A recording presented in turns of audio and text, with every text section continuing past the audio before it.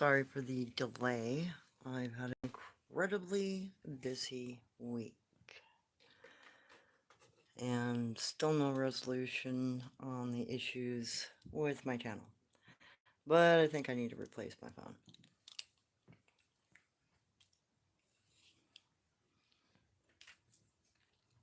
phone. So last time, the discussion was about the Stikini, an ancient owl of native lore. We'll go back over that for a second, and then I will talk about one of its primary food sources that might potentially still be in existence. Anyway, let me turn this around. So the Stikini might have been an ancient owl that is known in our fossil record. I think it weighed like 60 or 65 pounds and had a 12, 15-foot wingspan and was around quite a long time ago. Last time I spoke about its hereditary terrain, but I did not speak about one of its primary food sources of ancient times, which, according to both my native grandmother's lore and my Uncle Ong's lore, uh, this centipede ranged throughout, like, Lower California, the Handle, down the western, southern coastline, throughout the Southwest, down through the Panhandle, or not Panhandle, but Lower Texas, what was or is Texas now, down through Louisiana territories, etc., and out through the Florida Keys. So in ancient times, the centipede was about 6 feet in length. What I drew is something very similar to what my native grandmother drew when she talked about the native lore concerning this creature. She said some also came in a brown tone, but most were black. And they had either like a combination of a yellow stripe with orange spots, or sometimes they just had yellow spots. But the more dangerous of the two was this one that had this combo of red and yellow colors with the black body. Today, there's still sightings of this thing in the Florida Keys. I think there's something like, I know there's over 1,000 islands in the Florida Keys. I think there's an estimated 1,700 or 1,750. And I think in the 90s there was a boat incident on one of the outer islands where two tourists had been found dead in their boat on the beach shore with no explanation, but they did have some peculiar large bites on them. And right after that, I think 2 or 3 of the islands in that region of the Keys was shut off to public access. You were told not to go there. Might be because of something like this. So my grandmother's ancient lore spoke about giants and these centipedes and a couple other critters that the owl, if it were an owl instead of a, you know, spiritual entity or dimensional creature. If it is a surviving creature, then the old dietary needs of the thing would be relevant. She also claimed that some lore about the Stikini claimed that their feathers were poisonous. And it was believed that their feathers were poisonous because of eating this particular centipede, which was known to be neurotoxic, I think. Like, you didn't live long once you were bit by this thing. You know, it's kind of like a brown, what do they call them, sandpiper. You know, you got 2 steps, maybe 3, and you're gone. So, according to native lore of the Seminole, which there is some really ancient lore still left, and depictions, but I don't know how much is known today. There was some lore about these things being venomous, aggressive, and that they were prolonged hunters, meaning they would, like a bear, like grizzlies. Grizzlies will hunt you over a prolonged period of time. These things kind of had the same instinct, according to some native lore. Sorry for the late arrival here. I had a really long week, so this is going to be kind of a short thing. So anyway, these things are supposed to be a prolonged hunter. They will seek you out, follow you, chase you, hunt you down. Once you've intruded upon their area, it's not a reactionary thing like most modern centipedes. They were meat eaters and they were aggressive hunters. And that's also known in the fossil record about these things. They were unfreaking cool. Uh, the lore that was known also said that they were cunning and calculating, meaning that they had enough sense to figure out how to trap you. And that was the one unusual thing about the 90s find with the tourists. They had rented a boat. They had gone onto the island for an afternoon picnic, supposedly, or to camp, and they were attacked while they were there, and then they went to their boat. But by the time they got to their boat, in order to leave, their boat already had some of these things in it, potentially. So there is also the possibility that they might cooperatively hunt. Some colony animals are known to do that, and some colony insects, arachnids, etc. do that. Ants, they'll hunt as a colony. Um, oh my God, there are a lot of insects. Spiders. Some spiders will hunt as a colony and create a canopy of allied groups of spiders. Some of those spiders are big enough, or the canopies are big enough to go after game like birds. These things were supposedly able to go after ground mammals.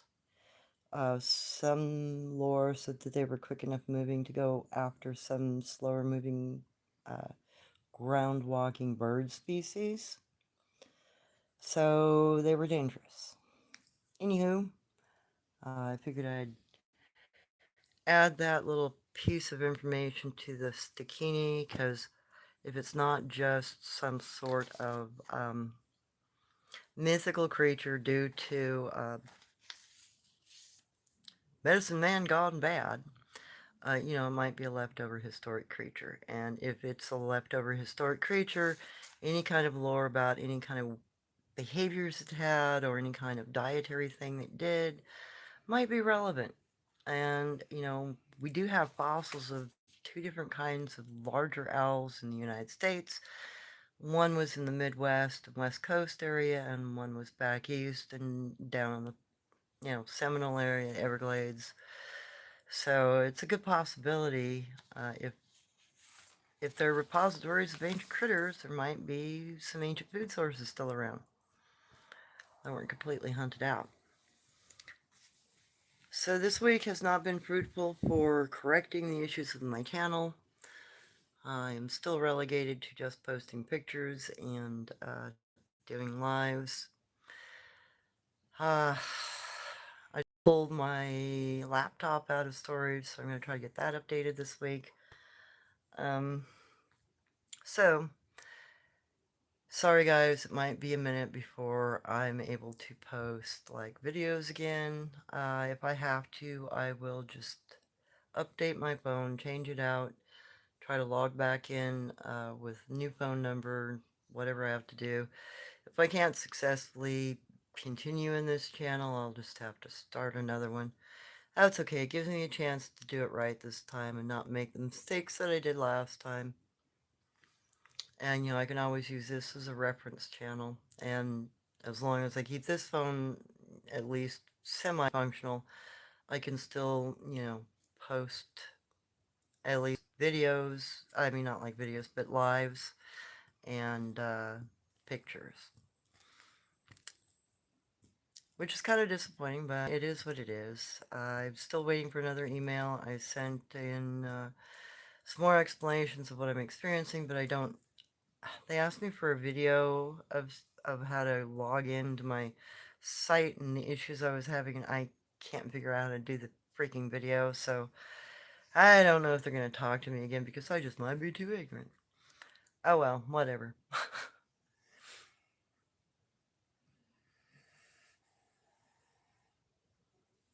So if you guys have any questions, please feel free to ask. Otherwise, I might just talk about a few things that I've observed. And, if I do have to restart my channel in a new, with a new title,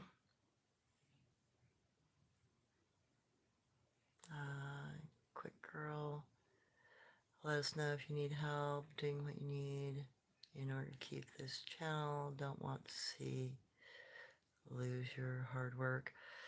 Well, as long as people keep visiting it, and as long as I can post to it every once in a while, it isn't going to go fully down. And if I can still access it through my laptop, I could manage it through my laptop. But I haven't turned my laptop on in like a year and a half, so I need to update it. And then I need to get permission from the house owner here to see if he'll let me use the Wi-Fi so I can do that. Otherwise, I'm going to have to find either a hotspot or link it through my phone or go to some place where I've got some free Wi-Fi to do any kind of anything. I hope to God I can use the Wi-Fi here. Otherwise, if I can't get back in with this phone, I'm going to have to replace this phone and try it over again. See what happens. But at least I can keep it kind of running. Sorry about this, guys. I did not expect this to occur. So one of the things I'm going to be doing over the next couple of weeks is I'm going to start translating all of the kanji and kana that I have pictures of on this phone, and I'll be posting them pretty regularly. So if any of them are useful to you, feel free to use them. That was just to make sure that everything is shared before I try to replace this phone. And I have offloaded a bunch of pictures, like over 500, onto a, excuse me, onto a, memory stick. And it's easily accessible with my phone, and I've tried it in my computer, so that link works.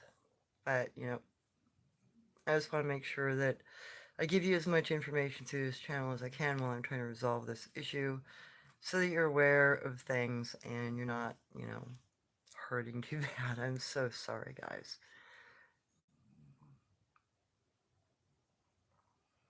Yes, Oregon libraries do have Wi-Fi. I could do a room rental for a 1 hour broadcast, but it echoes like a son of a bitch because they have no sound suppression in the rooms. So it's going to be a white room, very echoey atmosphere, which is going to really suck. Yikes. If this property owner is willing to let me use the Wi-Fi, and he doesn't have any extra charges for it, or maybe he'll let me pay for them, that might be a good resolution, because then I can just broadcast from here and everything would be cool. But I gotta ask him, and we'll hold that off until I know whether or not this can be resolved through my phone. So anyway, that's kind of where I stand at this point. Hey Phil, how you doing? Glad you're here. So, I'm going to kind of use this as an open discussion and maybe some observations. Um, it's been kind of, to be honest, not because of my subscribers or any of the people that participate in my lives or make comments that are into the topic that I discuss. Have no complaint about you guys. None. You guys are freaking awesome. You're iron nails. and I think you're excellent, peaceful human beings. So I'm going to save the rant. But let me tell you, I will rant a little bit before the end of this live tonight. Part of the reason why I wanted to do a live kind of late tonight, why I didn't really announce it, is I kind of wanted to make sure I was seeing an alignment within the astronomical situation outside with Orion before I wanted to announce what I have to say. So if you step outside right now and you take a look at the constellation Orion, you will notice that its shoulders are bent severely off its axis to its belt. Okay? If you sight from that upper high corner shoulder straight up, you'll find a really bright star. And then another pair of stars, like a big Y, and then two stars east and west. It's a variation of the Northern Cross, an ancient astronomical alignment that was spoken about in the Pueblo Navajo Hopi. All the Southwest talked about it. Some of the northern regions were able to see that constellation alignment. They also spoke about it. It's currently occurring. It's almost in perfect alignment. I'm thinking it's another hour or two before it will be absolutely straight. But it was called an ancient thunderbird because the belt of Orion becomes the tail of the bird. The bright spot is the center of its beak, the end of its beak. The two stars above are its eyes, and the east-west are its wingtips. One has a triangle in it. Night before last, there were two triangles. So they're phases of the alignment. But tonight, I think is going to be the full alignment from what I understand of the lore. And part of it's that our quarter moon is almost there. That has something to do with the positioning of the stars, and I'm just going off of old stories. So I'm kind of waiting to see, but it looks like the alignment is occurring. And it is in conjunction with what is called the yellow cochina, which is something I wanted to talk about. And I made note of that to a couple of you. So,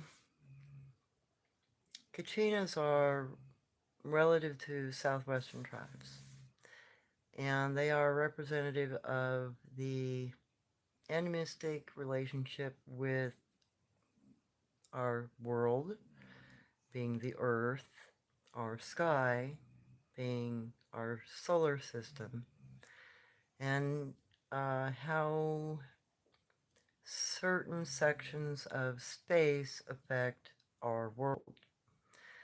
Now, I had spoken briefly about the red, blue, and green asteroids that have already come through in the last 10 or so years, and we've all seen them.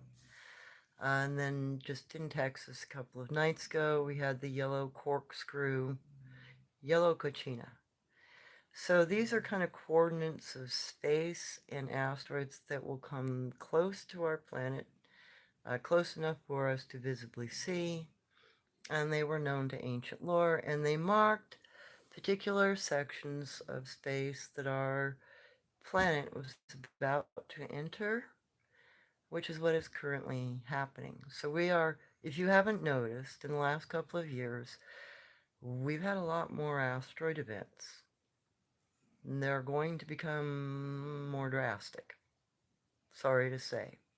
They're going to become more frequent as well.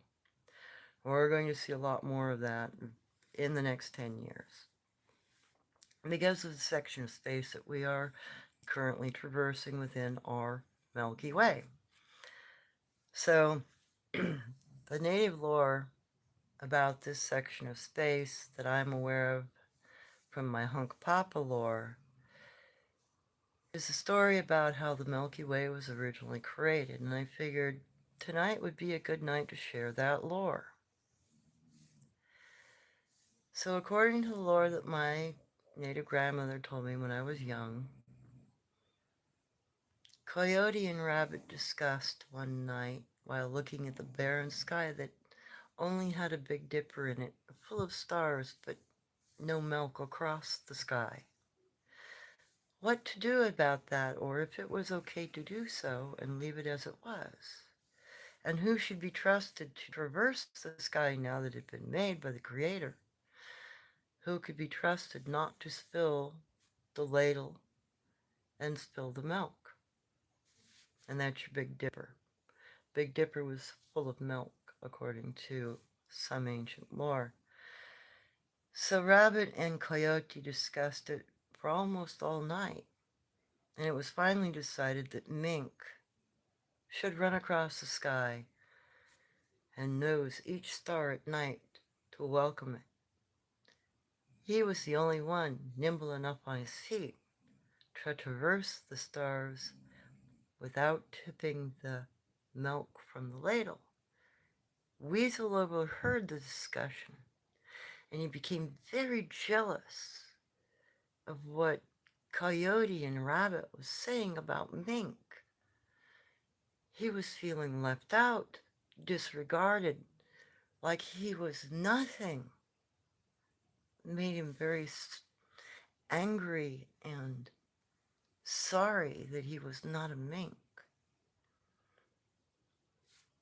It went on like this for several nights, and Mink had already run the sky several nights, and Coyote and Rabbit had watched, and Mink had been perfect and never balanced better than ever before.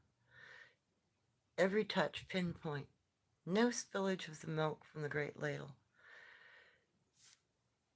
And when Weasel heard the praises, he became so jealous, he leapt into the sky, and he dove into the cup of milk, and he splashed and he bathed in it and tipped it over, spilling the milk across the sky and making it into the stars that we see today and the constellations above our head. There are no memories of that story now. They've all been transcended into history and lost. I'm glad my grandmother told me the lore. There are variations of it. There are modern renditions of it. But nothing quite like the story my grandmother told.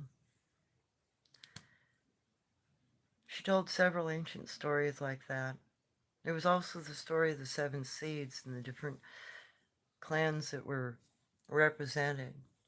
The wolf clan, the bear clan, snake, lizard, fox, deer, and elk, I think. So in ancient times, when you planted seeds, you planted one seed for each major tribe of your people. And in really ancient times, there were only those that had survived the last disaster. And the creatures that they had survived on became their clan emblems. That's why the Hunkpapa Sioux have a snake as their clan emblem. It's not because we're cutthroat. It's not because we can sneak up on you and, do whatever we want to. No, it's because when disaster struck and the Younger Dryas event happened, and the pre-period to that even, say we survived from really ancient times. You go back to the story of Watache. Watache was still alive when there were saber-toothed tiger alive. Watache was the first medicine man of the Hunkpapa Lakota in general. Because at that time we were all one big family. We hadn't split into diverse tribes yet. Because that was about 38 or 40,000 years ago. It was during that time that lore became relevant. Because during the great drought, everything died. Our people survived on being able to eat snakes because that's all that was left. The people below us in, here, let me turn this around. So we weren't even up here at that time. This was all under ice. What became the Lakota up here were originally down in this region. And the Maya people, they were here. They were the lizard people. We were the snake people. We didn't move north until the ice melted. We survived the drought by eating what was left. Those tribes that were able to survive further north or east or west ate other creatures. Those became their clan totems. Now imagine if your clan totem is you survived on Thunderbirds. Because that's what some Bigfoot had to do in ancient times. They hunted those things. So anyway, there's a little bit more of the lore, a little bit more of my native past lore, my family's lore anyway, and a few insights on some of our origin stories. Sort of like the story of Devil's Tower. So there's a couple lores about that one. The one that my grandmother spoke of, though, was there were 7 native sisters who fled from a great bear. They climbed to the top of a tree in some lore. She had at times more than one rendition of the same type of story. And it was because she knew a really ancient form of the story, a more modernized version of the story, and then what was left of the story after colonization.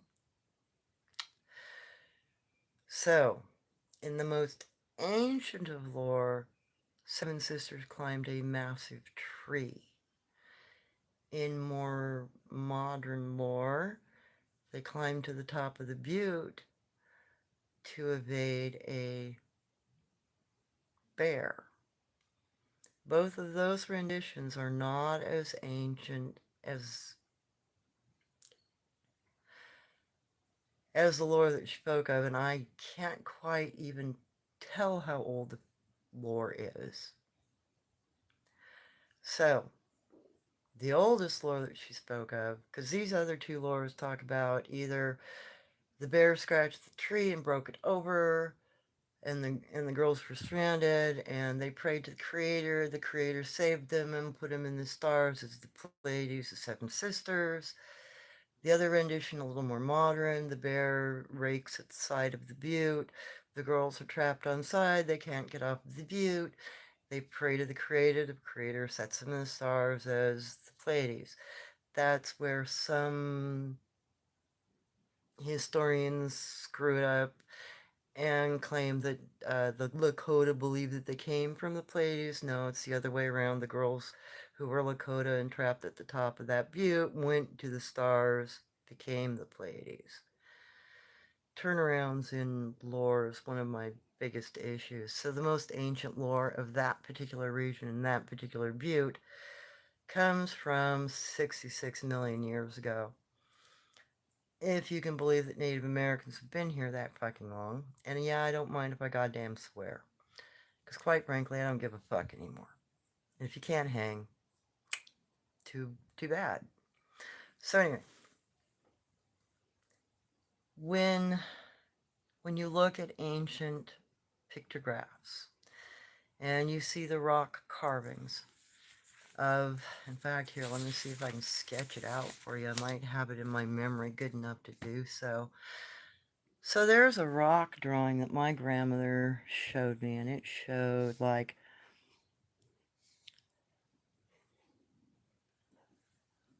and you'd have these figurine, looks like a big head. Sometimes they'd be depicted with kind of arm-looking things. There were a couple of different ways of of depicting them. Sometimes they were depicted as big people with hands. These were asteroid strikes. These were the asteroid strikes from 66 million years ago that were put down in pictographic representation. Part of the representations in ancient rock like this also depict structures that look like pies. And those are actually little cities. There were villages that were Native American style, round villages of time, which are no longer made. They were kind of like walled, from what she said. When the asteroid struck, the one that hit the mainland hit Utah. There was one that hit the Pacific. There was one that hit Utah. There was one that hit the East Coast. One that hit just west of Great Britain, and then there were several smaller ones. 7 in total. The 7 giants that most archaeologists, anthropologists, whatever you want to call them, represent them as deities. No, they were the asteroids that hit us. So, the most ancient lore, if you believe that we've been here for 66 million years, says that the Devil's Tower is actually the center point of an asteroid strike that hit so hard it not only blasted material away from the center, it erupted the crust enough that it pushed lava straight out of the ground at the center of the impact point, where the asteroid drilled into the planet. Now, if you take a look at the geological information of that particular area, there is not enough volcanic activity in order to create that kind of cone. There's also no major fractures in the area to indicate it. However, nobody has done a radial search to see how far away from that cone before you start seeing major mountains or hillocks. Because if this happened 66 million years ago, the evidence is going to be worn down a lot. It'll be like the Smokies and Ozarks. The age of them is going to have worn the evidence of the impact down so much you're not going to notice it, except that it's going to be a big ring with a center peak. Now, there's plenty of evidence to support that because there are other geological sites around the planet where we've been able to document that sort of structure because of asteroid strikes. It's just I don't think anybody has thought to look at that because I don't think that they understand the event of the Younger Dryas is very similar to other events in past history, and there might be similar effects. Whereas the Younger Dryas, we ended up having uh, aerial explosions of the asteroids during the TK4, TK whatever the heck event, 66 million years ago, TKO asses. It was a much bigger event, much harsher strikes with much bigger asteroids, which would mean that their impacts would still remain today if they were that severe. And there would be geological evidence that we might not be thinking is that old. And we may not understand that there might be relevant lore or even preserved anything about that kind of event. It seems like modern colonial people don't take indigenous lore from anywhere in the world seriously, which is seriously dumb. Because the more you look into indigenous lore around the world, the more it all says the same stuff. Whether it's talking about astronomical events, the cryptids that live around them, or explanations of history that doesn't necessarily jive with the colonist mind, but definitely jives with, ancient indigenous cultures unilaterally. I wish we'd think about that. And that is one of the things that is kind of a Oh, bitch line for me. That's another reason why, earlier I put up the art from India with, the cryptid battle. There are some very distinct characteristics represented in that art that is very evident of cryptids. I don't care what you kind of label or thought or whatever you want to put on it. What's depicted in those ancient Hindu depictions, sometimes we have pictures of them. There are still people citing some of these things. I would suggest that there's been a long history of them, and that's kind of been unilaterally around the world. It's kind of, I actually think that there is a psychological issue within our current body of uh, educational studies. They're afraid of touching the subject at such a degree because they're afraid of breaking their own, I hate to say it, Christian ideology, or confirming it if they're superstitious. Ah, it's so funny that nothing has changed in 200 years. Oh my god. So anyway, House one of my bitch fests right there is, you know, I've talked to so many archaeologists who, and, more professors in folklore are much more open than professors in archaeology. Although anthropological, they're a little more open because they have a perspective about certain cryptids. They know they fit in somewhere. They just don't know how, and they don't know how far back they split off. It's another reason why I kind of want to keep this open discussion. So let me go up, let me look at some of these questions because I don't want to get too far into this without answering questions if people have questions. Okay, super tinker, I came across folklore of Mongolian death. Yes, a Mongolian deathworm. My father told me lore of that thing. The Greeks also had lore of it, and there's some other really ancient lore of it here in the United States too, supposedly being in southwest region at one time. Having been confirmed by scientists, the lore is lore for a reason. Yes.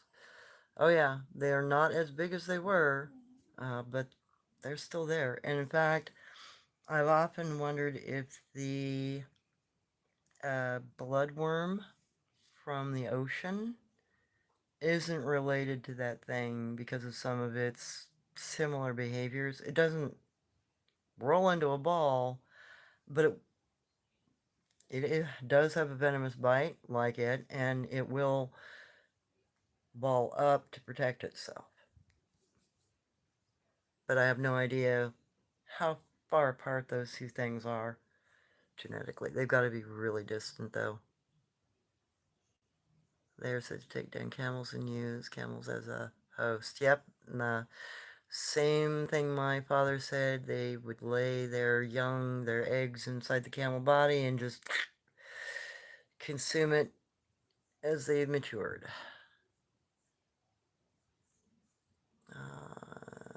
Quick. Some internet providers affordable rates using government perhaps. Oh, cool, thanks. Phil, I think you're kind of... Thank you, Phil. I'm so glad we have some honest communication. Uh, Phil and I may have some differences of opinion, but he's had a lot of life experiences, and he has had a lot of cryptid experiences, and he has every right to his opinion, especially due to where he lives. And I have no business saying otherwise because I'm not in his shoes, and I don't know his experiences. I know of them because of what he said, and he has had some intense stuff happen, and he understands that some of the stuff I'm talking about is real because he's seen it.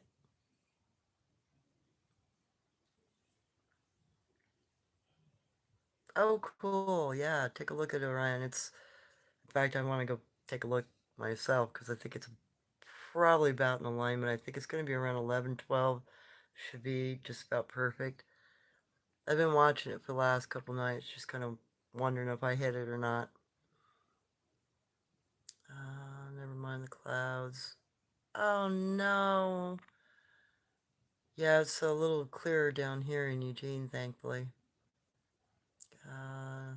Quick girl, did your family ever tell you stories about the time before the moon or when and if it arrived? Yeah, my grandmother claimed that Grandmother Moon wasn't always in the sky. And I'm still trying to remember all of that story. Because there was something about like a brother, pair of brothers.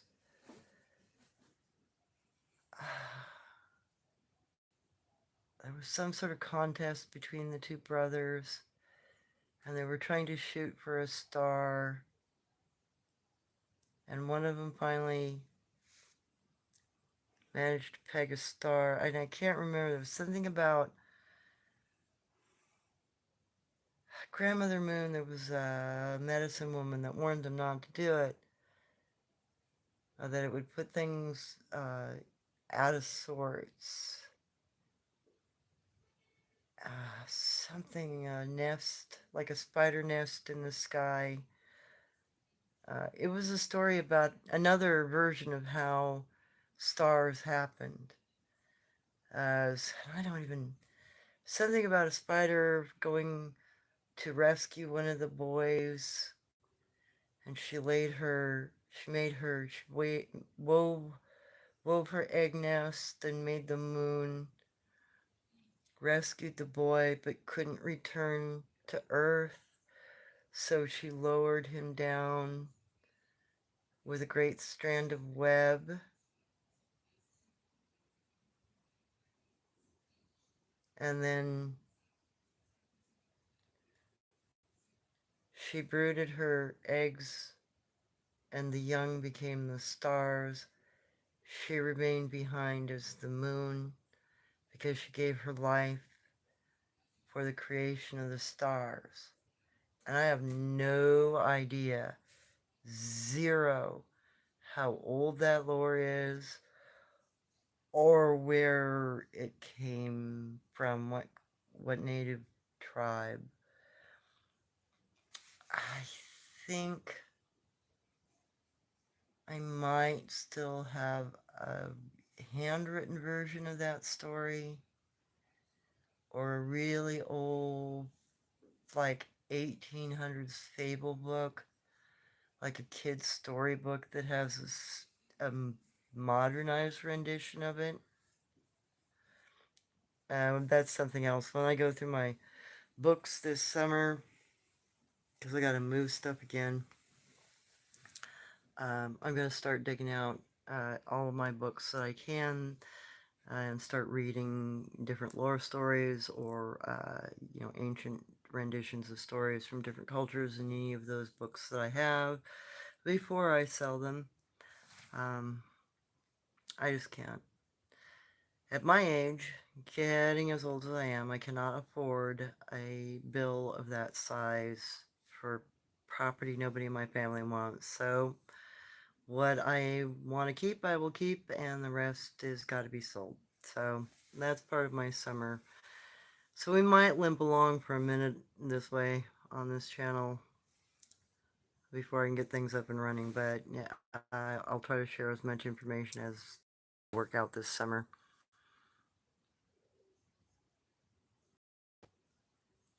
Here to there. Sorry about that. No worries. Yeah. Hopefully that will be a good start of the show for you. Phil, Praveen on YouTube shows many stone carvings in temples of some very interesting things. Yeah, I've seen his stuff, and I 100% agree. Like, Druga, I think he went to a temple that had a Druga carving. It's kind of like a Garuda, but it's a hairy being with double sets of fangs. It looks like a big primate dude. That is very much like some of the cryptids that are described in Alaska. Some of the bigger Bigfoot-like creatures have overly large canines, from what I've been told by Alaskans. Oh, I'm sorry, Judy. I know I don't have the ability to post any shorts or videos right now. Autumn, look how many times history has been rewritten, books destroyed in time. Oh yeah, every time, even art. Anything that preserves the past and somebody takes an offense to it, they have a tendency to destroy it. Okay, Phil, question. I've heard of cannibalism, people eating people, cryptoids eating people. Is there lore of people eating cryptids? Oh yeah, sun-faced people. They're considered people eaters. Um, Tengu, some of the Guanche were known at one time to eat people. Oma, some of their tribes were also known to eat people. Some native tribes were known to eat people. Um, that is not uncommon throughout history and throughout the world, actually. Anytime you have a severe lack of nutrition in an area, you're going to end up with cannibalism at one point or another. If you don't know how to survive, if there's nothing left to eat, even Neanderthals ended up doing that. So unfortunately, that is a characteristic of survival that is not uncommon throughout human history and throughout cultures, just like slavery and some of the other peculiar behaviors we have. It's always common, and it's usually brought on by either the stress in the environment or over desires and needs. A need for riches when you don't really need it.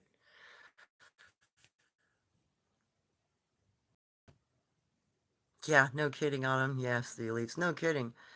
I think there's some sort of vampiric weirdo cult, in my opinion. They're all off there flipping rockers. Okay, Phil, I asked why see so many forest people, cryptids, and eating entity beings.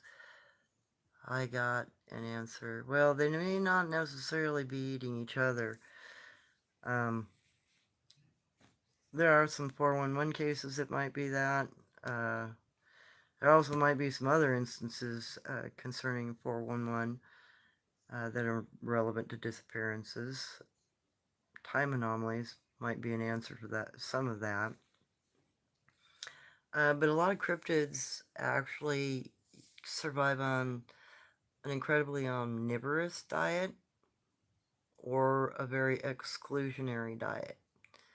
So they're either niche eaters, meaning like the Gugway. They eat very limited.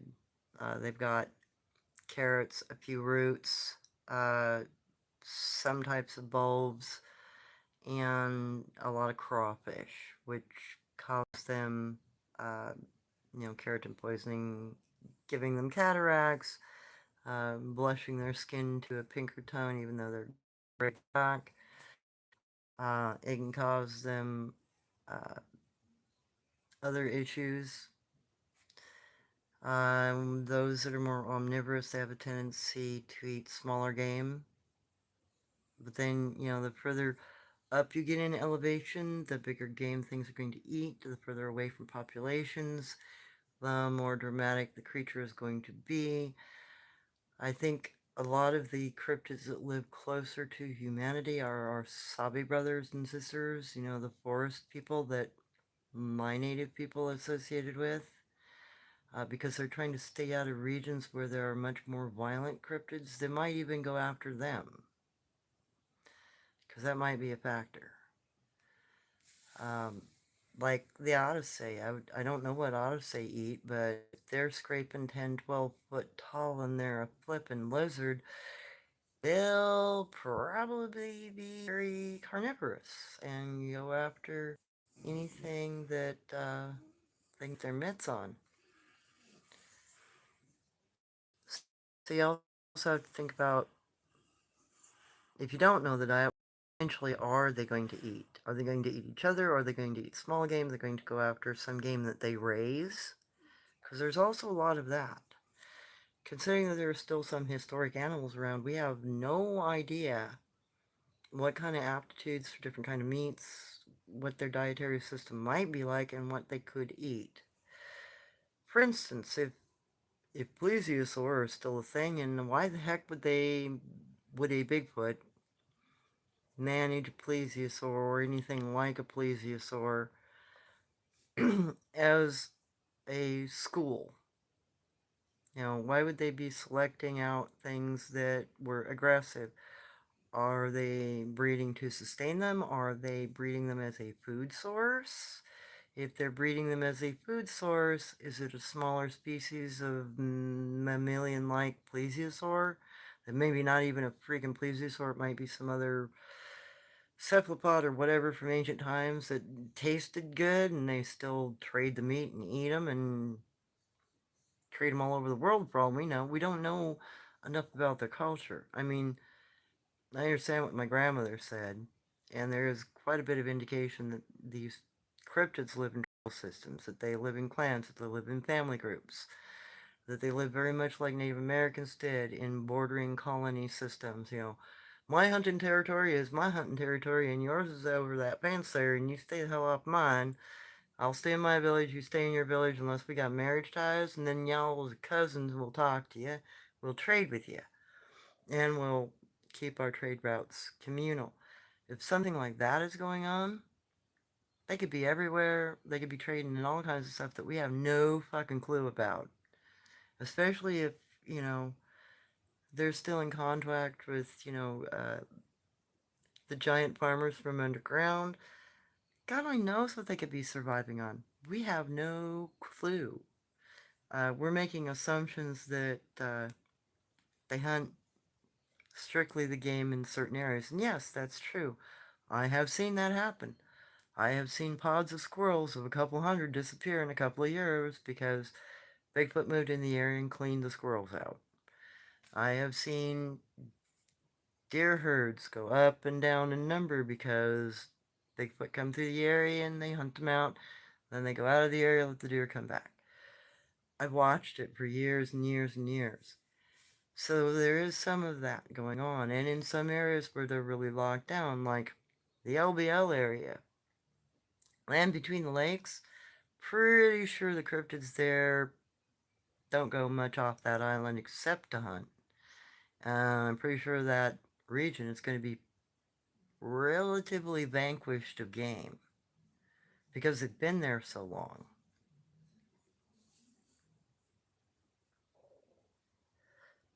Judy, do Sasquatch carry spider DNA? I have no idea, but I wouldn't doubt that there isn't some cryptid out there or some species of thing that might.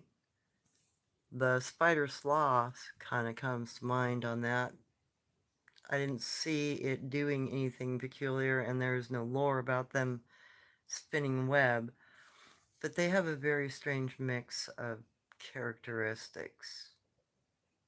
They've got, and there's, let me think, I want to say it was 1974, or maybe as late as 75, but I think 1974, there was a man who released camcorder recorder footage taking out his uh, sliding glass door into his backyard in Florida. I can't remember what, I want to say it was in Tampa or around that area. Of a creature that was napping in his back lawn. Early in the morning. And you could tell by the sunlight that it was early. It was dark haired. Uh, he waited for it to wake up and he filmed it as it woke up. He had probably 2 or 3 minutes of it getting up and moving off as it woke up. And as he's recording it, he's talking about this thing having been in his yard repeatedly for approximately a week, napping and then getting up and leaving in the morning. And he'd never seen anything like it before, so he finally recorded it. And then he released that recording to the news. So it was an upright. When it finally got up, it was able to walk off on 2 feet, but it had what looked like an upturned monkey nose, like a short-nosed monkey face with what looked like anglerfish teeth. It had black hair all over its body. It was incredibly long and thin in its torso and in its limbs. It had dog-like back legs, but sloth-like front arms, 3 claws in the front. It had been sleeping on its side. It got up. It kind of got to 4s, and then it stood up, and it looked like it was a good 6.5, 7 foot maybe tall, and it kind of wandered off. Now, I've seen that floating around the internet. If I find it again, I'll take a screenshot and post a picture of it. To me, that describes the spider sloth of my Native American grandmother's lore. It also describes the Tibetan lore about the female mother side of Bigfoot known in their area, the Yeti, because their Tibetan lore, temple lore says that the Yeti came from a pair of parents that didn't look alike. One looked like a spidery sloth-looking thing with 3 toes. The other creature, the father, looked like a baboon with a flat face. Weirdly enough, I ran across one of these 3-toed sloth-like creature, spider sloths, in Washington, in a location my father had talked about, and it, coming down the hillside, it looked just like the thing I'd seen in the video from the 70s. Which not only terrified me, God, I'd run out of battery, and I'd run out of slots. I was clearing of, oh my God, as this thing was coming down the hillside at me, and it was female, and it had 2 male Bigfoot with it. And they were both, well, all 3 coming down, sliding on their rear ends, and just kind of, angling toward me down a good 34-degree, maybe 35-degree slope. And I was trying to clear a couple of pictures in order to take pictures of these things when my fucking battery died. And all I could do was like look at them and go, oh my God, I wish I could take a picture of that. I wish I could take a picture of that. And I gotta leave because I don't know how dangerous they are. Because they didn't stop. They looked at me, and I could look up the hill at them because they were just kind of, you know how when you have a brush line that's about 12 foot in height, you got a good clearing of about 3-4 feet underneath where you can just kind of look up because there's nothing can grow, especially if it's a wet hillside. And it was a wet hillside because it was a runoff hillside, and it had a drain stream, and I'd been following the stream line, recording different pictures of different kinds of creatures in the area, fucking big cats, elk, all kinds of crap. And then I ran across a very peculiar 3-toed sloth-like print, which I still have a picture of, because that's one I refused to remove from my camera to try to get a picture of the thing, because I'm like, if I do this, I'm never going to have any evidence of it. So anyway, I gotta fix that particular situation. That's another reason why I gotta look through storage. Somewhere I've got a disc with pictures of that whole scenario, that particular outing, and I don't know where it is yet. I gotta find it again. When I do, I will offer those pictures and digitize them and share them, because those are some really neat pictures. Anyway, so I'm kind of just hitting all the bases tonight, giving you a little smattering because I don't know how consistently I'm going to be on with stuff, and I kind of want you to have some food for thought.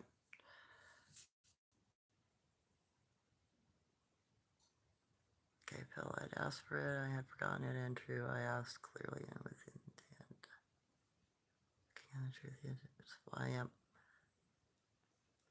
So yeah, that's a potential for spider DNA, but I never seen any indication that the one that was crawling down the hillside at me had spinners of any kind, and I did not in the film from the 70s, from the camcorder film.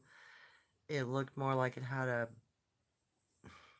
monkey rear end than anything, maybe, because it didn't look like much. It was just kind of. So I don't think there.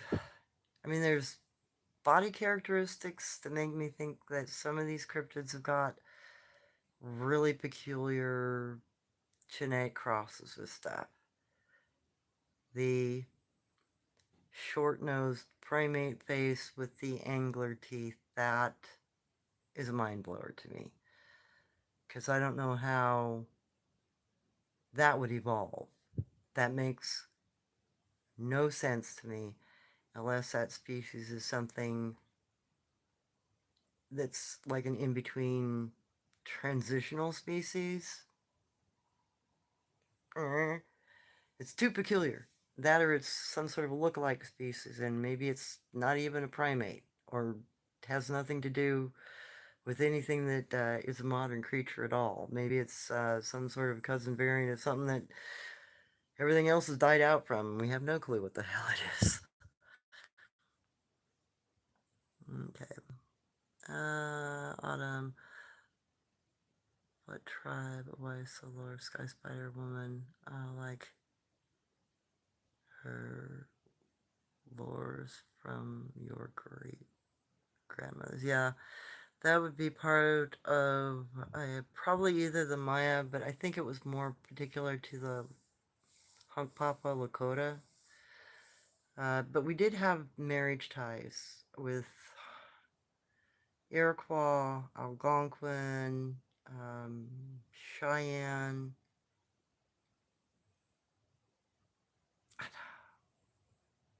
I can't remember. There was another tribe or a couple tribes that we had like really ancient marriage ties with. And some of the lore in my grandmother's family, I think, was because of marriages. You know, sharing lore and teaching each other our lore. So I think some of it's also mixed reminiscences, potentially.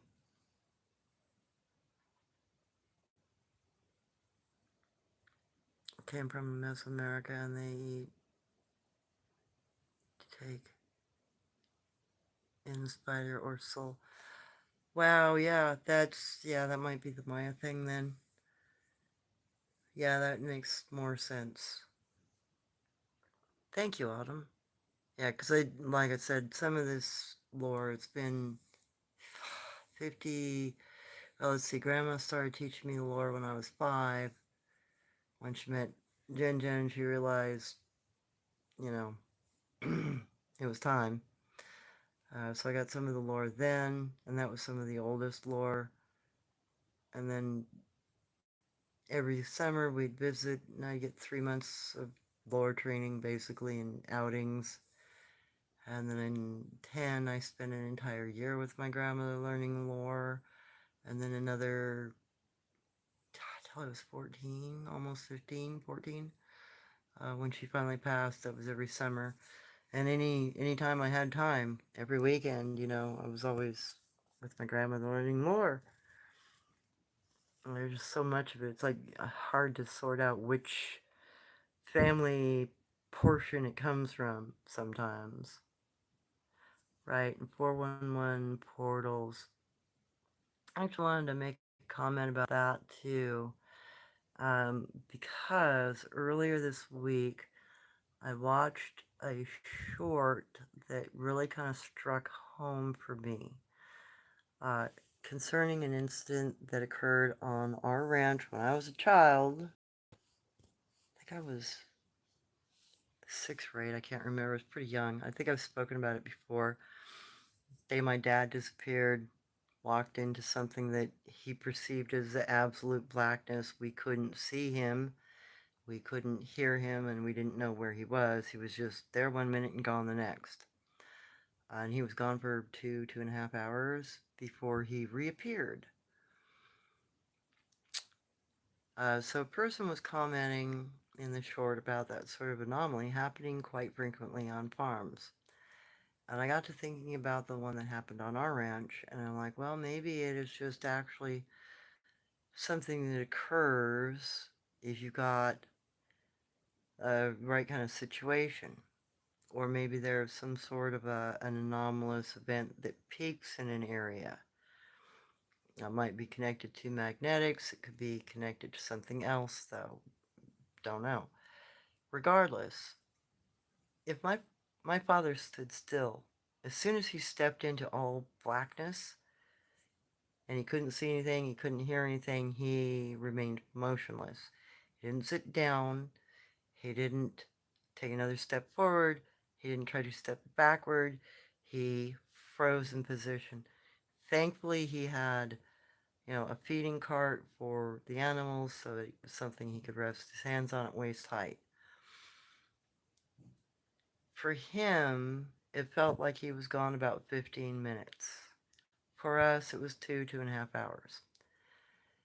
So if a person were to step into a pocket of time like that, or a quantum anomaly, or whatever you want to consider it, because I don't think it's important in this particular incident. So I think it's more like an anomalous event that could make you disappear. And God only knows where you're going to show up. When my father did not move, I think that's what saved him from disappearing. Most people, though, I think might panic in that circumstance, and they might try to either retreat or advance forward to get out of it, and that might be what makes it impossible for them to get out of it. Additionally, one of the other anomalous effects in this particular short talking about this anomaly was that family members might potentially hear the calls of the person asking for help, which is the weird thing.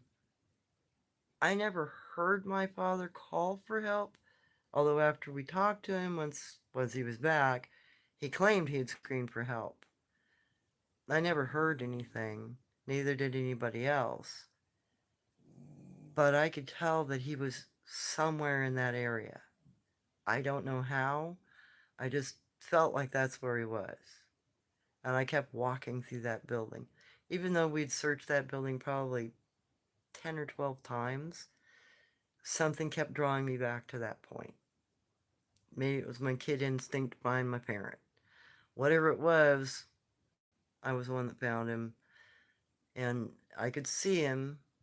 He was standing there with the feeding cart, holding it, knuckles gripped white. I walked up, I tried to approach him. He still couldn't see anything. It was still total darkness to him, though he could hear me. When I got to the edge of the building, he asked me where I was and to stop. I said, I'm at the end of the building. He says, stop, don't come any closer. There's something going on here I can't see. He says, and I don't know, it's time anomaly. Something's wrong. So I stopped.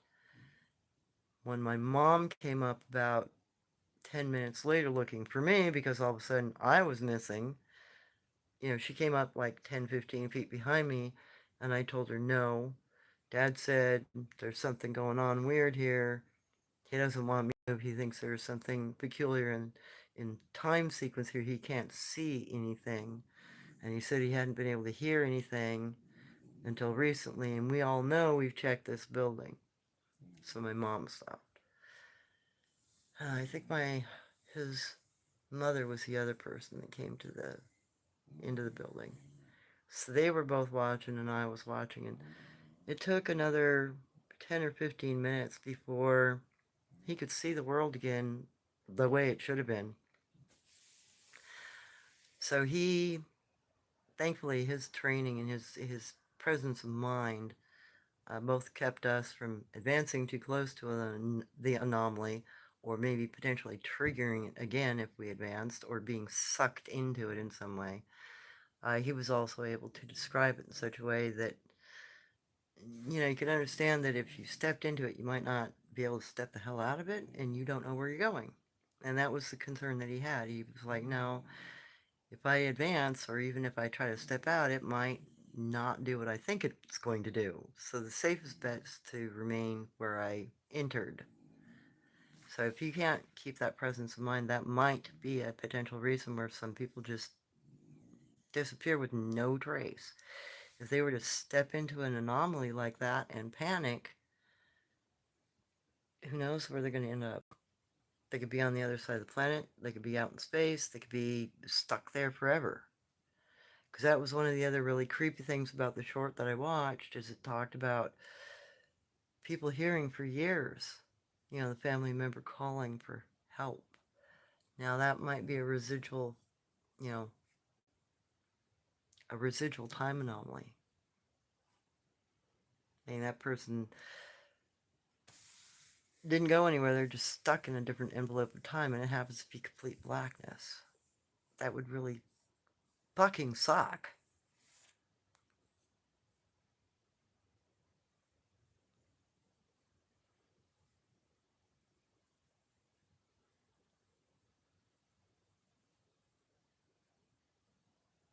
Oh yeah, I bet they do. Yeah, bulrush bulbs, cattails, all kinds of stuff like that. I've even seen them take hoghead mushrooms, and they'll eat quite a bit of different stuff. Bear people, I think they're more fish eaters, from what lore says, Phil. Okay, autumn lowland. Cryptids more docile and domesticated, maybe be tribalism. Yeah, they also seem to be a little more protective of us, too, Autumn, than those that are either higher up in mountains or deeper into woods. The ones that are deeper in the woods, the ones that are higher up, seems to be far more aggressive. That's been my experience. I've always stayed in particular regions that my mother had directed me to, because she said those cryptids were safe to be around, and to be wary of certain regions because of the cryptids that lived there. And I believe her. Okay. Quick girl, do you know of cryptids around Detroit Lake or around Bridenbush? I had two similarly strange experiences camping in that area. Detroit Lake, I think, at one time had some sort of thing living in it, like a waterborne creature, if I remember right. And I think there was some sort of an aerial creature that also lived around that lake. I'll see if I can look into the lore. Grandmother said something about some sort of some sort of a thing that swam in that lake that would come up on the shore, potentially. I'll have to think about it, and I'll look into it. Oh, thanks. Yeah, you're welcome, Judy. Autumn. If only cell phones were back in the day. Yeah, no kidding, right? Some of the stuff God, just one of the normal events as a kid. I remember one time we were getting feed and we'd had to go out Highway 1 because, I can't remember, there was some sort of a no fishing, some sort of thing going on. I think it was a no fishing time. One of the big ones in the 70s, when they did some preservation efforts trying to keep the salmon. So we weren't getting any tuna or salmon or any kind of fish parts to feed our animals. So we'd gone out to the coast, and we ended up having to go all the way down to, like, I want to say it was Wairika, California or something, to like a chicken, turkey food processing plant to get food to feed our animals. And on the way down, because we'd already gone out the coast, we just drove down Highway 101. And we found this turnout point where there was a, I think it was a little blue whale, if I remember right. He had barnacles on him, and he'd gotten up on a shelf of rock. He was trying to scrape the barnacles off. He was rolling in the tide. He was flipping up on the rock and rolling to try to get the barnacles off. Then he flipped back in. We watched him for like 20 minutes, flipping in and out of the water trying to get the barnacles off.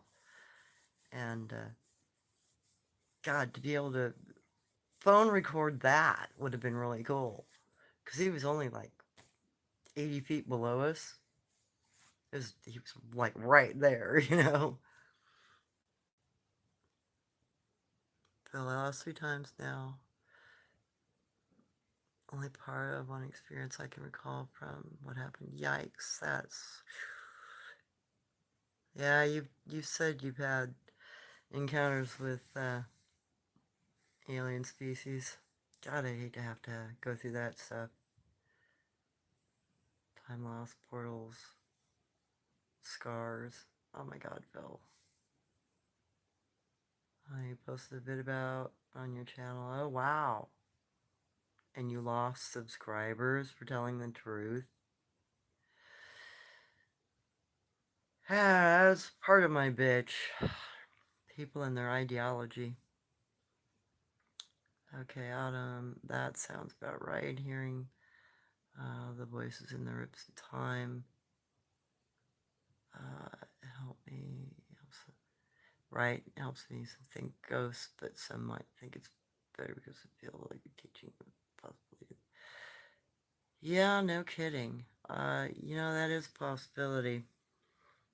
Some ghosts might just actually not be ghosts. It might be people trapped in time loops like that, or whatever that anomaly is, because I really don't know what it is. All I know is my father experienced and we witnessed it, and the description that he gave, he said it was like, it wasn't warm, it wasn't cold, it didn't,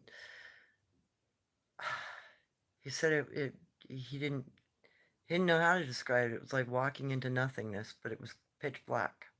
No sound, no sensation, just your breathing and your heartbeat. That would not be someplace I'd want to exist for the rest of my life.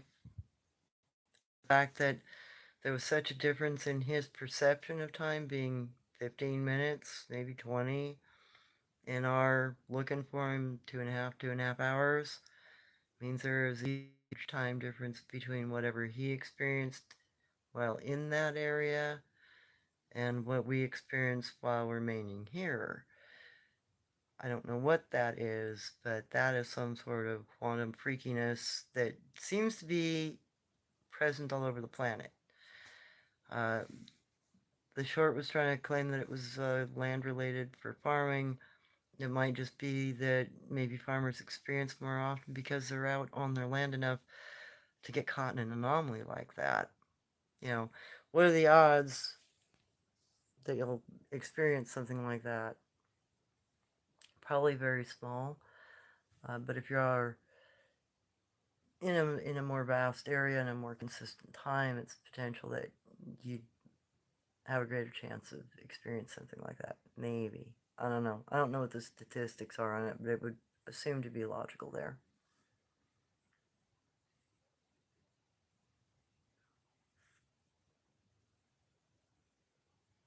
Oh, hey, Beezer. Welcome. Super Tinker. People gotta have an open mind and heart. Many do not want to hear of anything outside their comfort zone. You are so true on that, Super Tinker. Phil, watch the growling log. Okay, yeah. True. Beezer, how does crystal clear water help in the color of stones in their selection of them in healing process is mentioned to me by a cryptid?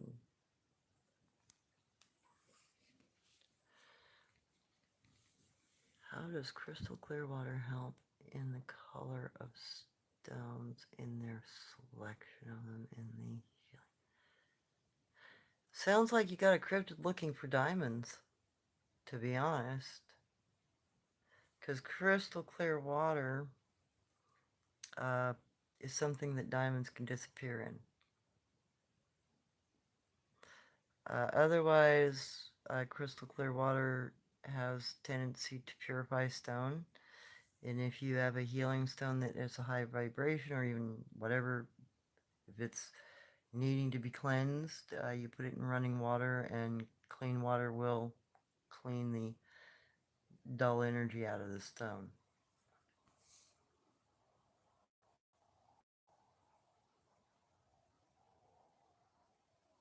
Oh wow, Phil, you have 4 YouTube channels? Wow, I didn't know that. That's so cool. Okay. Oh wow, and one on old cars. Awesome! Okay. Really? What kind of bike you got? I used to have a 750XS Special 3-banger from like 1979.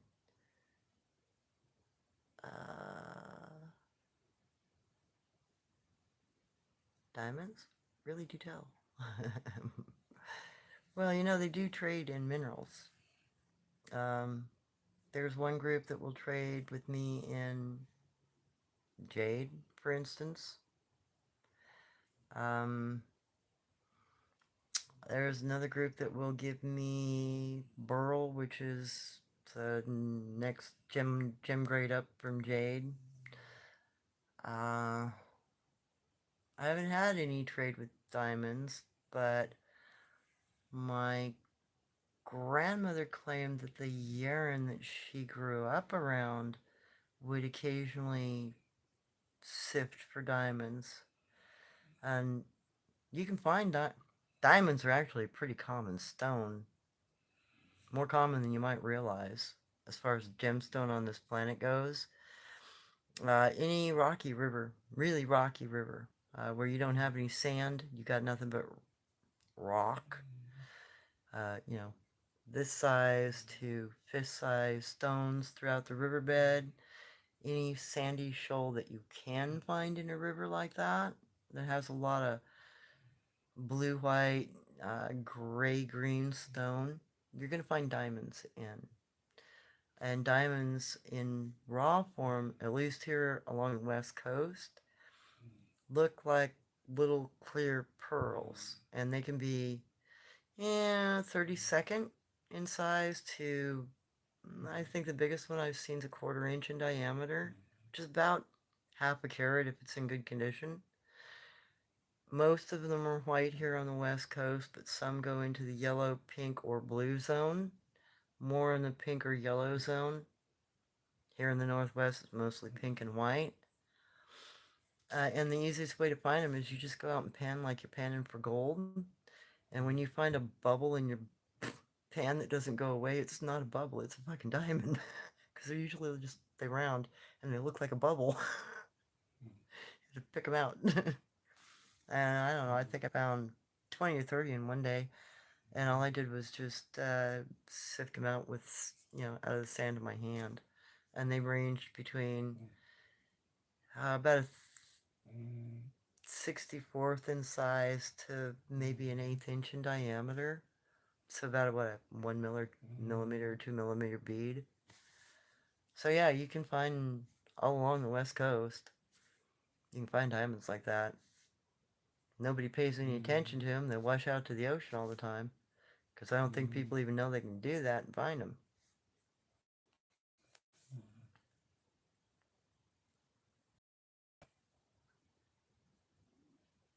Oh wow, you got cruiser bikes. Oh, right on.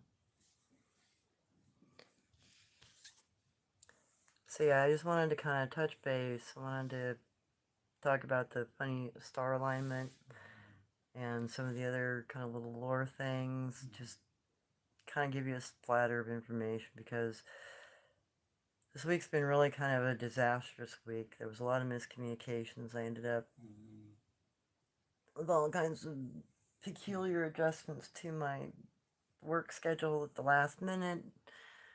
Very hectic week.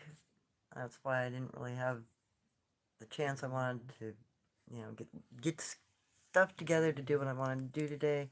I want to do a piece on the more on the flying head things.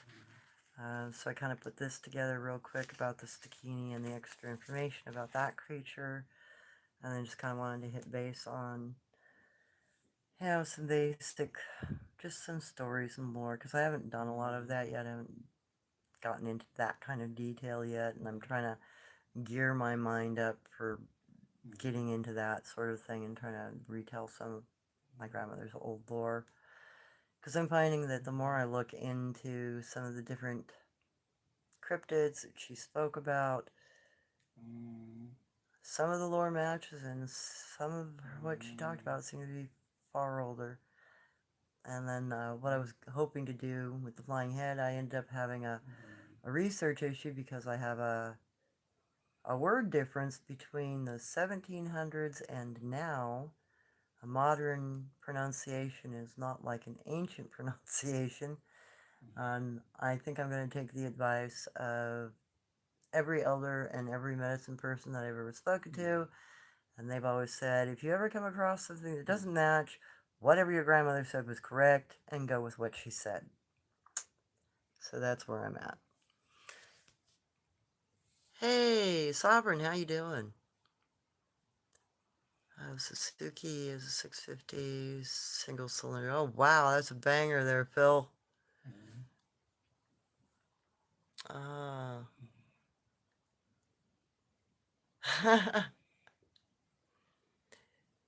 Yeah, I'm glad you're here.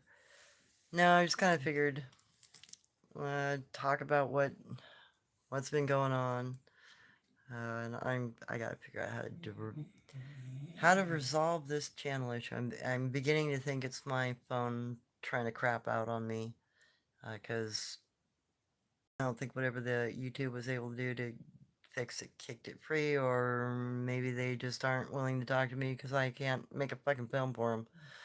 I don't know. So I need to try to work it out myself.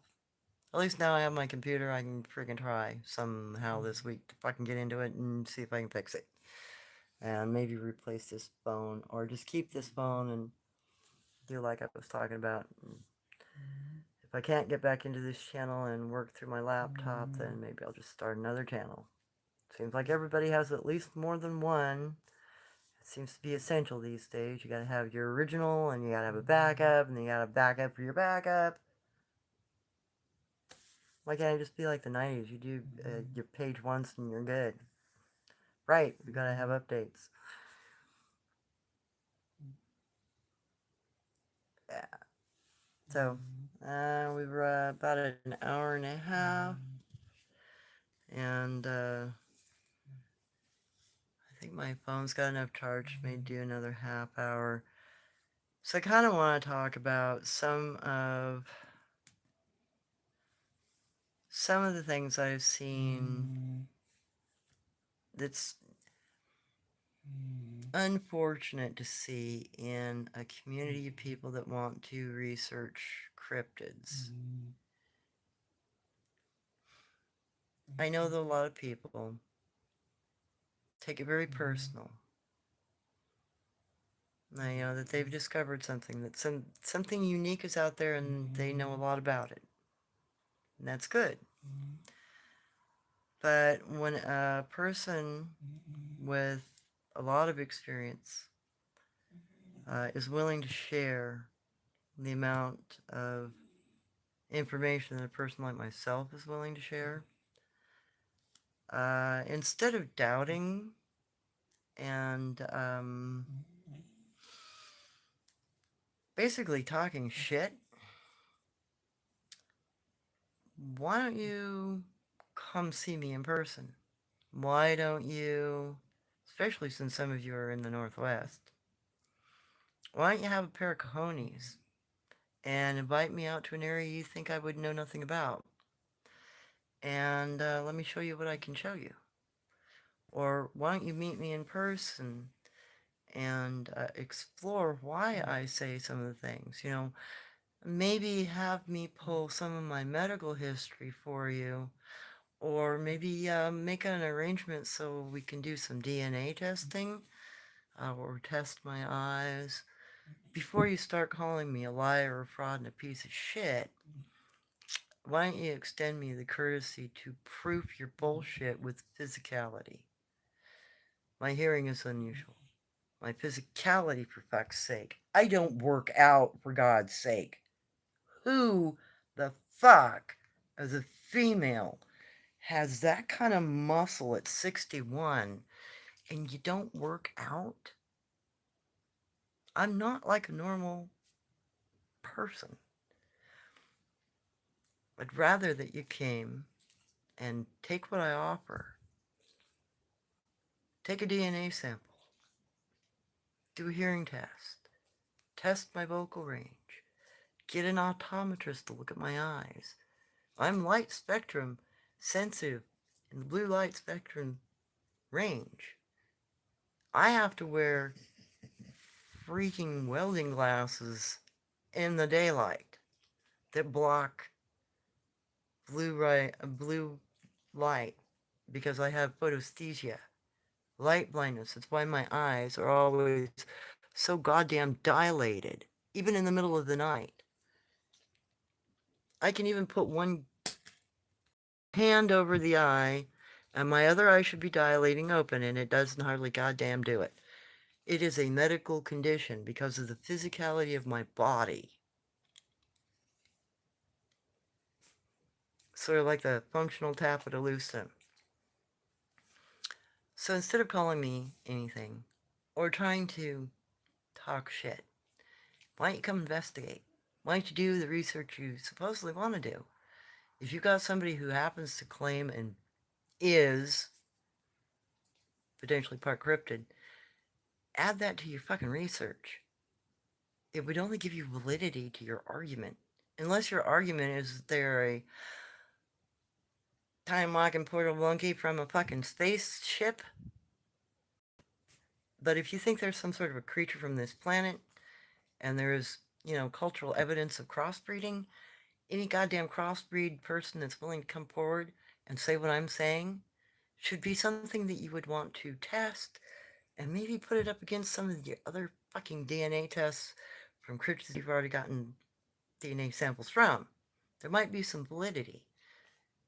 Besides, I know at least one other person in this county that's also part cryptid, because their tapetum lucidum also work.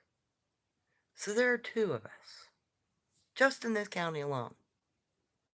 How many other people around the United States aren't willing to even talk to you that might be like myself, that could help your fucking research if you give us the time of day and a tiny little bit of respect? Now, that's about as asinine as I'm going to get on that. So that's out there for people who are in the field. Because I know there are several of the subscribers within my channel. They've tried to contact people and tried to assist getting my unusual body characteristics documented and comparing them to cryptids or potential cryptid DNA, etc. So far, nobody's been successful in being able to achieve any kind of contact. Instead, you get the opposite. At this point, I might have to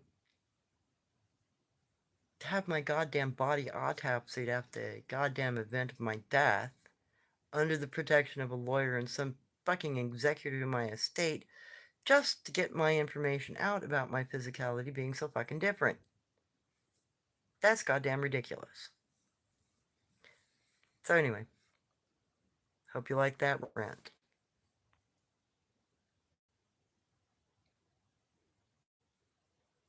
Yeah, I know, Phil. Yeah, I don't even know how unique. Oh, hey, YouTube. I am Overcast notification from YouTube Studio and your dedicated email informing you of a community guidelines violation without an immediate penalty. Check or read your email. Track action. 24 hours. YouTube. Well, I must have sworn too much or said something I wasn't supposed to.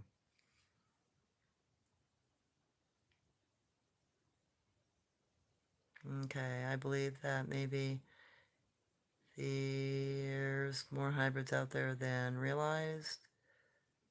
Hubba, hubba, hubba. Girl, look at those. Thanks. Yeah, I don't even know how I maintain my body. I still have a freaking six-pack. I don't even know how the hell I still have a six-pack. I don't even do a sit-up. Neither well then. Yeah, I've never even seen that notice before. Yeah, I'm wondering what maybe I posted something I was supposed to take down. Maybe I'll have to delete something. Um, Hopefully it's been sent to the right god dang email.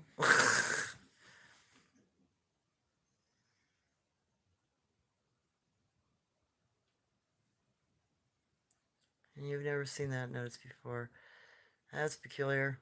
Yeah, I don't know. I've never had anything happen with my channel before, so I have no idea what the heck is even going on with it.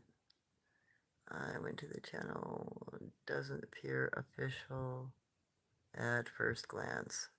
Well, maybe it's some bot being a weirdo in the channel. God only knows. I will see if there's anything in my email box.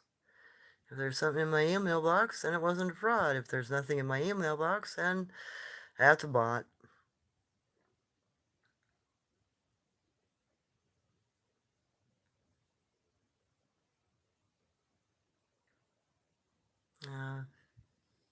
Phil, YouTube shut my channels down 4 times and deleted some vids. Oh yeah, I'm sure they're gonna do that to mine. At some point. They seem to be good at, doing that to everybody at one point or another. Oh, that channel was created most recently. Figures. There's a lot of that going on. Fear-mongering bullshit as usual.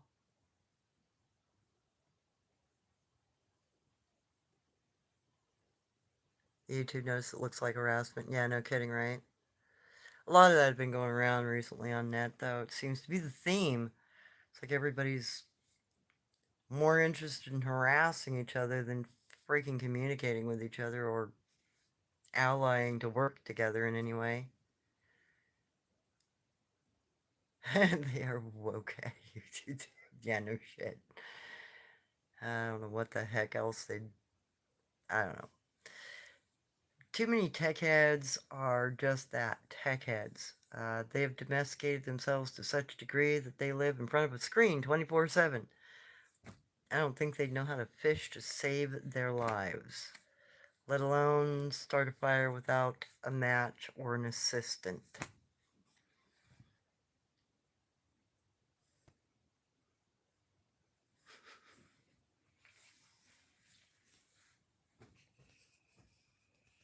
Sun-faced people, yeah.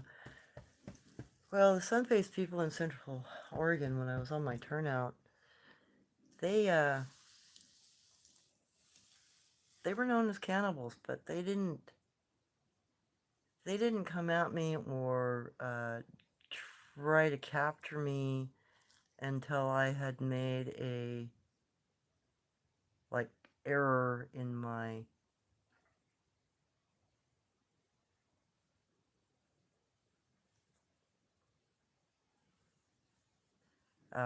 interactions with them. They'd been curious, they'd tried to set me up, they had messed with my head, they'd made me leery, but they hadn't hunted me until I tried to save the horses, which was probably their food source for the winter. That managed to piss them off pretty good. That's when they actually seriously tried to hunt my mother and I. So that was the turn point. That's again, that's a behavior that makes me wonder if some of the bad things that happen where people get torn in half or they just plain disappear or you find some stuff but not everything, if they have repeatedly gone into an area or if they've gone into a region where there is a cryptid that they've disrupted in their foraging or hunting, and they're like the sun-faced people, they're gonna be probably more aggressive and more quick to X you out than to tolerate you. I kind of got a taste of that on the res too, because there were some regions in the reservation I could go into and I felt comfortable and I didn't have much of an issue, and uh, I didn't run across anything that wanted to hunt me. In fact, there was a lot of places on the res that things were pretty copacetic, but certain regions, if you went into those regions, you got followed out. You got hunted. You got sorry. Remembering one particular day really still freaks me out slightly. Um, and I think I've talked about it a little bit before. You know, my friend and I being up on the res, and he was trying to show me a region that had a ceremonial kind of teepee. There was a spine bone hanging on it. There was a deer skull. There was bones all around this thing. It was a sacred spot. And then leaving that sacred spot, we got followed. And the way those cryptids moved, I've never seen anything like it. And I'm sorry, I have goosebumps from that because it's such a scary, oh my God. They move so fluidly and so smoothly and so silently and so fucking quickly. If they really wanted us, there wouldn't have been a single thing could have done. It still gives me the creeps to think about that day. My God. I really need to try to do a representation of how those things fucking moved. Because it was like watching Daredevil vamp in and out to a certain degree, and then the last like 30 feet, it was like watching. I don't even know how to goddamn describe it. Like something coming at you at full tilt boogie on all fours. So quick they were blur. God, it was so weird to see. So weird to see. And to think in the back of your head, like, there is not a goddamn thing I could do. I'm not quick enough. There's nothing I could do. There's nothing he could have done. That's a real hard rock to swallow. Real hard.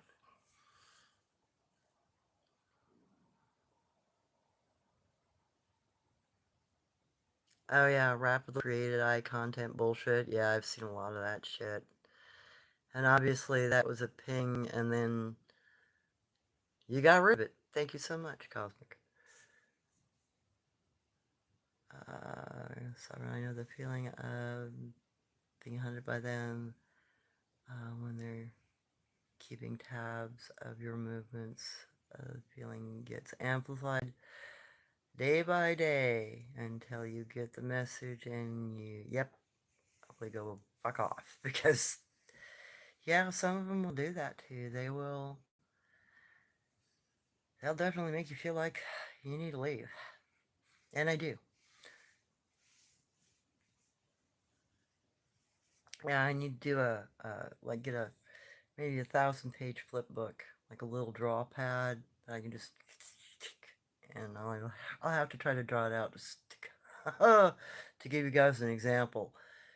Because, yeah, some of the, I kind of wonder if some of the more peculiar superheroes out of the cartoons and comic strips aren't based off some of these friggin' things, because that day really made me question that. That was such a scary fucking day. Okay, Beezer, it's her smile. It creeps the hell out of me when they told me before putting all monsters and they usually their uncle or other elders, they educate them and hunting humans, and it's little game. Yeah, I could believe that too.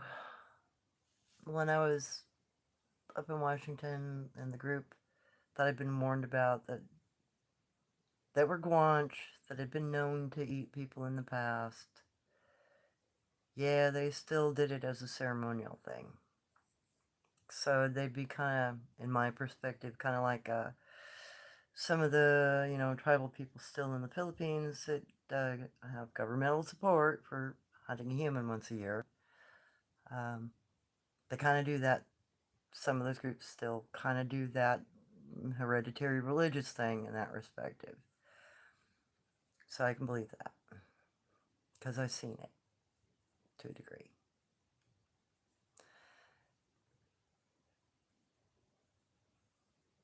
Remember the Bigfoot on Bugs Bunny? Oh yeah, with sneakers and all. Yeah, no kidding, Autumn.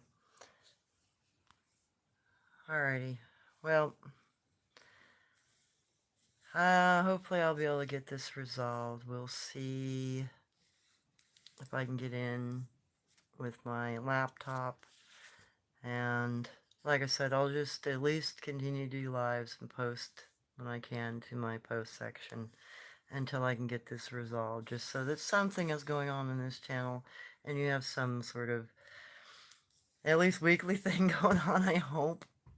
I am so sorry for this, though. But this phone's been, I don't know, trying to crap out on me for a while now. I finally got 2 gigs of its memory freed up this week, but that's still dang near impossible to function. And I still don't know why it's replicating my personal information. I'm still waiting for a friend to call me or get together with me to like take a look at this thing. Or I should maybe just take it into a shop and see if they can fix it. But I'm going to have to copy all my phone numbers out first because I don't use cloud to store anything like that. And I got to upload all those pictures before I can do it. So I'll put up all those, hopefully translated, kana and kanji. I think I've got like 75 or maybe 85, maybe 120 of them to do. And anything that's a little too into script, I'll just talk about what I think was going on. Or if there's something I can't translate, I'll just post it with a description. But yeah, anything that I can translate that's still on my phone that's a kana or kanji, I'll be posting. So you'll have a whole bunch of those to deal with here real soon. At least there'll be a repository of them, and then I can double save them and exit that all off my phone, see if I can clear up more space, see if we can figure out what the heck is affecting this phone. Or if I should just start over with a different phone.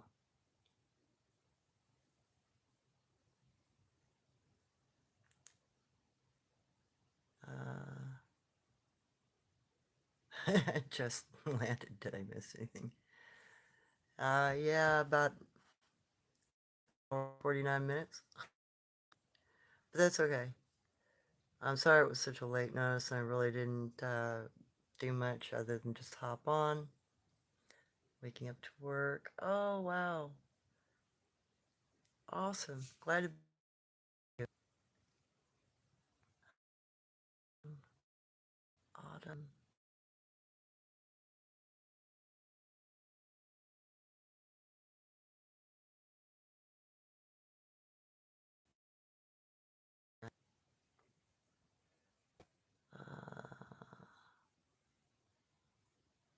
tech is frustrating. No kidding, Phil. Every time about the time I learn my way around, it's about the time they change it again. Then I gotta figure it all the fuck out again. Uh, YouTube, the notification last year messed up everyone's algorithm. Oh, don't you tell me to close my app. Oh, you. Wait. Oh my god. Ugh. You're fine, honey. It's not you. You're fine. You're fine. It's not you, baby. Oh, there goes that tail, doggo. It's just the phone being a mess. Well, looks like my phone's starting to have an issue. I do, Marvels. Teachers have then a chance to work on more encrypted maps in your series yet again. Oh, wow. Phil, yep. My wife got me a new Mac, and it updates all the time, changes up everything. Yeah, I know. What I'm a little worried about with my PC, my laptop, I haven't freaking put it online in like 2 years, so I am pretty sure it's gonna have a hiccup when I try to update everything. And I hope it's not too big of one.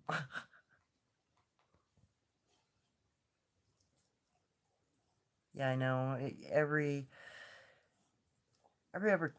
few months they seem to update everything on these platforms, and it just, I know there's supposed to be improvements, but it's usually more steps to do what you used to do for less steps, and usually reward or less space or screen availability, etc. Sizes on stuff and changing the requirements for your thumbnail size, that sort of thing.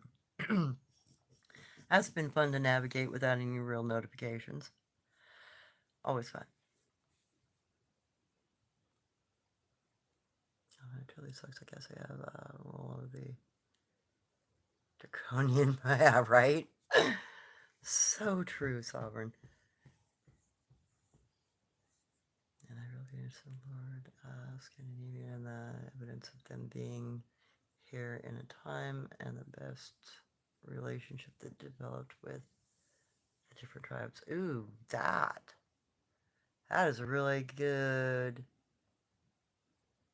That's an interesting point there, Peaser.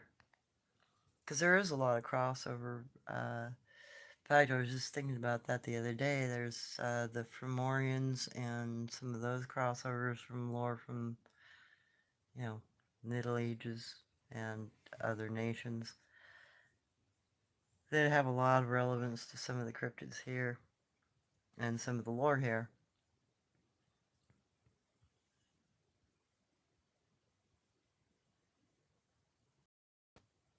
Oh, dang, yeah. That also happens, hardware dying after a while.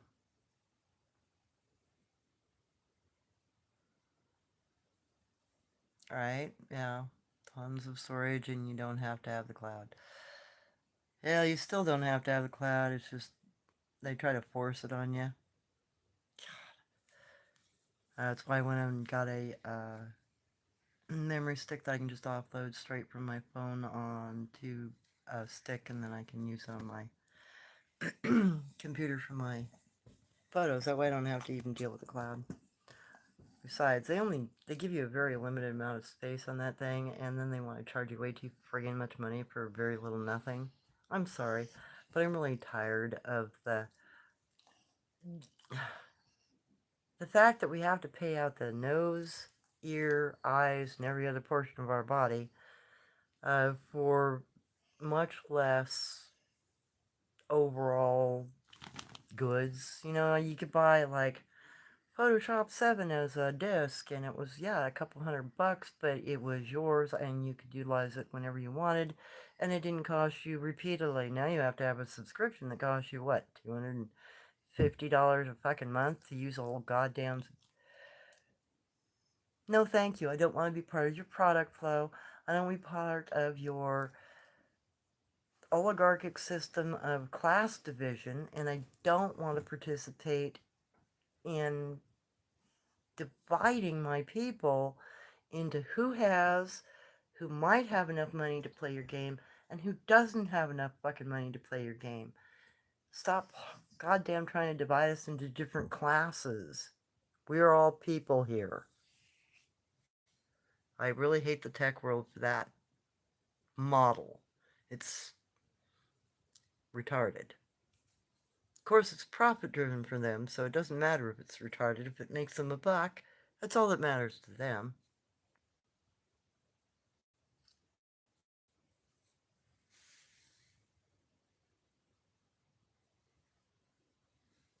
Yeah, you contacted Glad people and asked them to remove it from my device.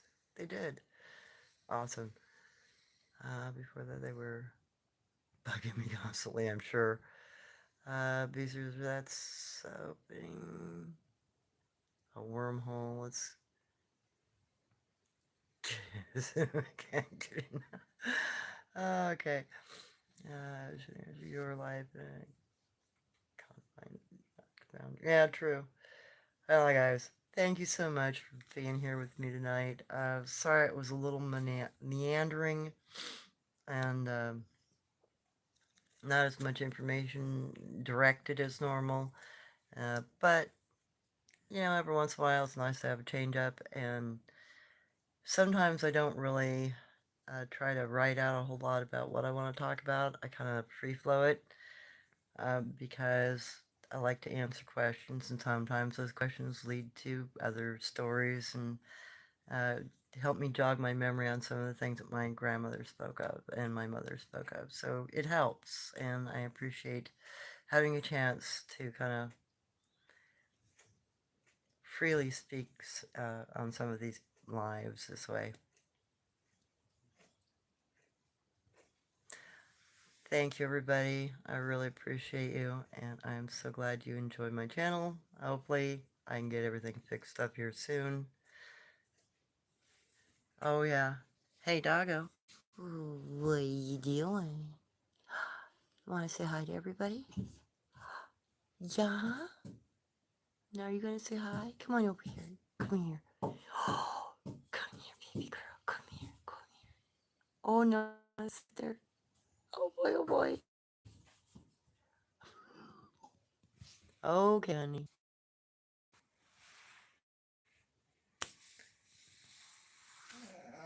Oh, what? Come here. All right. All right, everybody. That was her good night and my good night. You guys have a great one, and I really appreciate you. I'm glad you guys had time to come and hang out. And I'll just keep plodding along as I can. Hopefully, we can get this thing back up off the ground.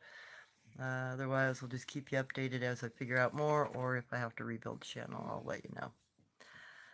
So please bear, it might be a minute or two before I can get things going back the way they were, unfortunately. Yeah, she is a sweetheart. Aren't you, honey bunny? Hey, you a brat.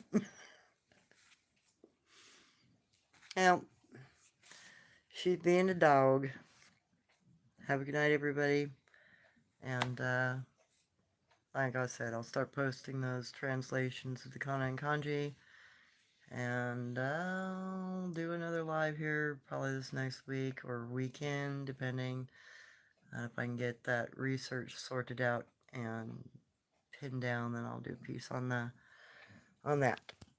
And I'll continue to do stuff on those shadow beings as I get more research done and verify some of my grandmother's stories, or refute them as the case may be. Puppy love. Alright, good night, everybody. You have a great one. Thank you for being here. Appreciate you all. And yeah, I still have my Patreon channel. I just haven't gotten back into it. And I've never hooked it up to my laptop. So it's like I've got a whole bunch of spoons in my coffee and not enough coffee in my cup. But anyway, have a good night, everybody. Take care and have a great weekend and have a great Monday morning. Take care.